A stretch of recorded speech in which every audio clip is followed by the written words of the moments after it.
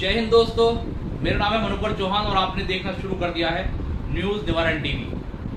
पश्चिम उत्तर प्रदेश में भारतीय जनता पार्टी की हार के बाद अब जो पुराने जिन्न है वो कह सकते हैं बोतलों से बाहर आने लगे हैं। खासतौर से पश्चिम उत्तर प्रदेश के मुजफ्फरनगर और मेरठ के दो नेताओं के बीच जो जंग छिड़ी है वो अब आला कमान तक पहुंच गई है। जी हम बात कर रहे हैं ठाकुर संगीत सिंह सोम और संजीव बालियान की। पूर्व केंद्रीय राज्य मंत्री संजीव बालियान इस वक्त उन्होंने एक लेटर जो है केंद्रीय मंत्री या कह सकते हैं अमित शाह को लिखा है, जिसमें उन्होंने उन पर लगे तमाम आरोपों की जांच करने की मांग की है।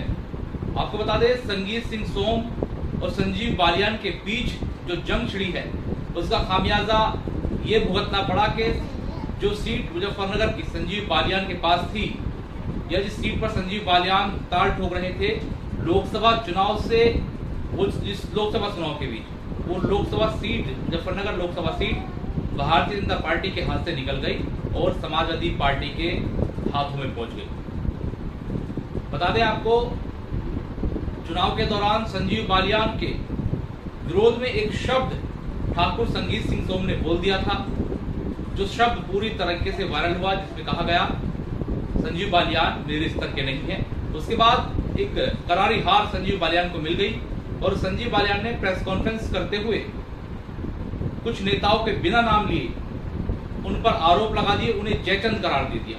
जिसके बाद ठाकुर संगीत सिंह सोम ने मेरठ में प्रेस कॉन्फ्रेंस कर दी और उन जो आरोपों का जवाब दे दिया।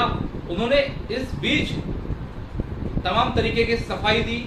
उन्होंने कहा कि अगर जांच होनी चाहिए तो 2022 के चुनाव जो विधानसभा हुए, जो सीट भारतीय जनता पार्टी की थी मेरठ की सरदना सीट, वो बीजेपी हार गई। इस बात की भी जांच हो, कैसे हारी और किसने उसको हरवाया।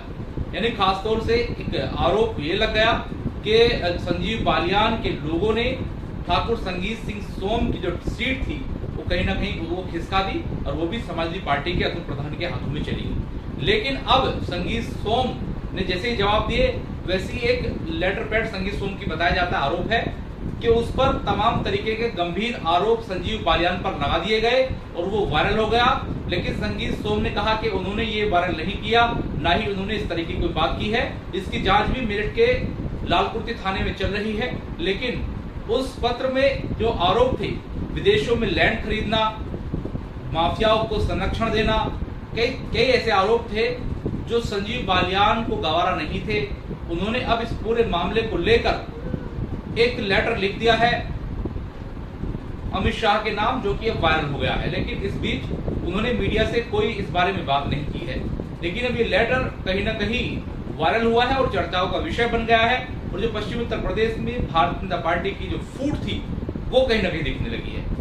तमाम अपडेट के लिए देखते रहिए न्यूज निवारण टीवी। हमें फेसबुक पर फॉलो कीजिए, यूट्यूब पर सब्सक्राइब कीजिए। हम ट्विटर पर भी मौजूद हैं, इंस्टा पर भी मौजूद हैं। www.newsnivarantv.com पर हमें पढ़ सकते हैं। हमें जीते इजाजत। जय हिंद।